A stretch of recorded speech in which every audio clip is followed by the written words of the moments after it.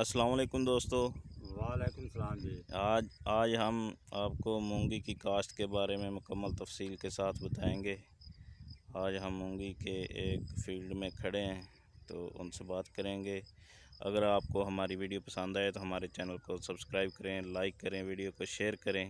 अगर कोई क्वेश्चन हो तो कमेंट सेक्शन में आप बता सकते हैं। तो हमारे साथ हैं चाचा जी, तो उनसे पूछते हैं जी। अस्सलाम वालेकुम जी। वालेकुम सलाम जी। अच्छा जी, चाचा जी पहले तो ये दसो जी, ये मूंगी कदों तुसी काश्त की है जी? ये जी ਅਸੀਂ मई ਦੇ ਵਿੱਚ मई 15 ਮਈ ਨੂੰ 15 मई ਨੂੰ जी। ठीक हो गया जी। तो ये दसो भी पहला बीजन जो बीजी है इनू किन्नी के दी तैयारी की है, किन्नी बारी हल चलाया दे विच या रूटर चलाया दो तुसी? दफ़ा हल चलाया, ठीक है जी। फिर अपना रूटावेटर मारिया, ठीक हो गया जी। फिर छट्टा दिता, ठीक है जी। फिर सीं सुहागा किया। ठीक हो गई। तो जो बीजन लगे सी कोई DAP की खाद या कोई होर कोई खाद पाई? DAP फी एकड़ एक बोरी पाई। ठीक हो गई। तो ये दवाई भी लगाई सी को बीज नू? हाँ, दवाई भी लगाई सी।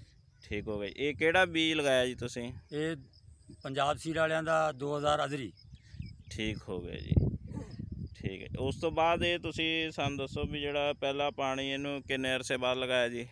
इनू 1.5 माह बाद लाया, तकरीबन 1.5 माह बाद। ठीक फुल्लां ते आ गई। ठीक हो गया जी। ठीक हो गया जी। तो इनू हुण किन्ने क दिन किन्ने पानी इनू होर लगणगे? इनू 1 या 2 पानी होर लगणगे। वाह जी। ठीक, मतलब जी महीने तक ये तैयार हो जाओगे? इंशाअल्लाह बिल्कुल। ठीक हो गया जी। तो होर ये रेते जिहड़ी स्प्रे वगैरह किन्नियां कर दित्तियां तुसीं? स्प्रेवां 3 कर दित्तियां, लश्करी दियां, सही। और भी कोई अपनी सफैद मक्खी दी भी, सही। जूं दी। ठीक हो गया जी। तो ये हुण तुसीं दसो भी ये जिहड़ी आ ये हत्थ नाल कटाई करनी आ जां इहदे विचों तुसीं चुणने के करके जिद्दां जिद्दां पकदी जांदी आ? ये जी इंशाअल्लाह हारवेस्ट नाल कटाई करांगे, हारवेस्ट नाल बेहतर है।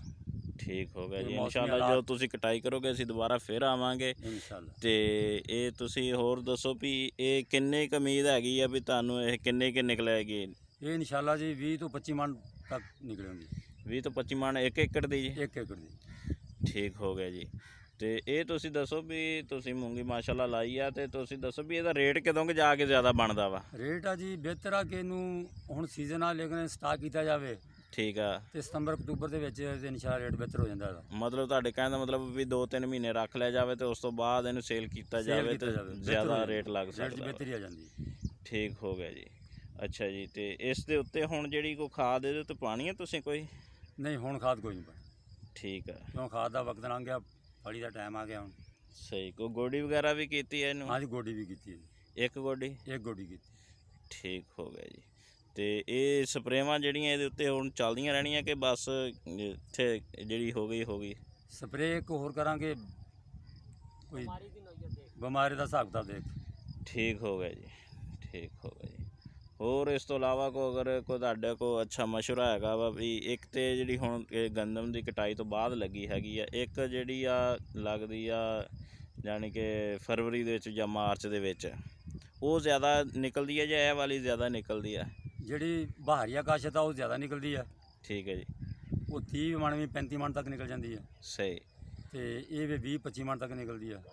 ਸਹੀ ਕਣਕ ਦਾ ਸਹੀ ਗੰਦਮ ਦਾ ਵੱਢ। ਸਹੀ ਤੇ ਸਹੀ। ਬਿਹਤਰ ਇਹ ਆ ਕਿ ਪਹਿਲੇ ਨੂੰ ਡਬਲ ਰੌਣੀ ਕੀਤੀ ਜਾਵੇ, ਪਹਿਲੇ ਰੌਣੀ ਕੀਤੀ ਜਾਵੇ, ਇਹਨੂੰ ਵਾਇਆ ਜਾਵੇ, 2 ਸੀਆਂ ਲਾਈ ਜਾਣ, ਸਹੀ। ਜ਼ਮੀਨ ਨੂੰ ਲੈਵਲ ਕੀਤਾ ਜਾਵੇ, ਠੀਕ ਹੈ। ਮਤਲਬ ਫਿਰ ਦੁਬਾਰਾ ਤੁਹਾਡਾ ਰੌਣੀ ਫੇਰ ਕੀਤੀ ਜਾਵੇ, ਜ਼ਮੀਨ ਇੱਕ ਵਾਰੀ ਐਨ ਠੰਡੀ ਹੋ ਜਾਵੇ। ਠੰਡੀ ਹੋ ਜਾਵੇ, ਫਿਰ ਕਾਸ਼ਤਕਾਰ ਜਿਹੜੀ ਕਣਕ ਦਾ ਵੱਢ। ਹਾਂਜੀ। ਨਹੀਂ ਮਾਸ਼ਾਅੱਲਾ ਤੁਹਾਡਾ ਮੈਂ ਖੇਤ ਦੇਖ ਰਿਹਾ ਮੈਂ, ਬਿਲਕੁਲ ਇੱਕੋ ਜਿਹਾ ਲੱਗ ਰਿਹਾ ਵਾ। ਤੁਸੀਂ ਲੇਜ਼ਰ ਇਹਨੂੰ ਕਰਾਇਆ ਸੀ ਪਹਿਲੋਂ? ਲੇਜ਼ਰ ਕਰਾਇਆ ਸੀ। ਠੀਕ ਹੋ ਗਿਆ ਜੀ। ਚਲੋ ਠੀਕ ਹੈ ਜੀ। ਓਕੇ, ਮਿਹਰਬਾਨੀ ਜੀ। ਸ਼ੁਕਰੀਆ ਜੀ। ਅੱਲਾਹ ਹਾਫਿਜ਼। ਲਓ ਜੀ ਦੋਸਤੋ, ਤੁਹਾਨੂੰ ਮੂੰਗੀ ਦੀ ਜਿਹੜੀ ਕਾਸ਼ਤ ਆ ਉਹਦੇ ਬਾਰੇ ਅਸੀਂ ਤਫਸੀਲ ਨਾਲ ਦੱਸ ਦਿੱਤਾ ਵਾ। ਭਾਈ ਉਹਨਾਂ ਨੇ ਅਜ਼ਰੀ ਬੀਜ ਲਗਾਇਆ ਜੀ ਪੰਜਾਬ ਸੀਡ ਦਾ। ਇਨਸ਼ਾਅੱਲਾ ਜਿਸ ਦਿਨ ਹਾਰਵੈਸਟ ਕਰਨਗੇ ਇਨਸ਼ਾਅੱਲਾ ਅਸੀਂ ਕੋਸ਼ਿਸ਼ ਕਰਾਂਗੇ ਕਿ ਦੁਬਾਰਾ ਆਈਏ ਇਹਨਾਂ ਦੀ ਵੀਡੀਓ ਬਣਾਈਏ। ਤੇ ਅਗਰ ਸਾਡੀ ਵੀਡੀਓ ਸਾਡਾ ਆਈਡੀਆ ਤੁਹਾਨੂੰ ਪਸੰਦ ਆਇਆ ਤਾਂ ਸਾਡੇ ਚੈਨਲ ਨੂੰ ਸਬਸਕ੍ਰਾਈਬ ਕਰੋ, ਲਾਈਕ ਕਰੋ, शेयर करो। अगर कोई क्वेश्चन है, कोई सजेशन है तो कमेंट सैक्शन दस्यो। अस्सलाम वालेकुम जी।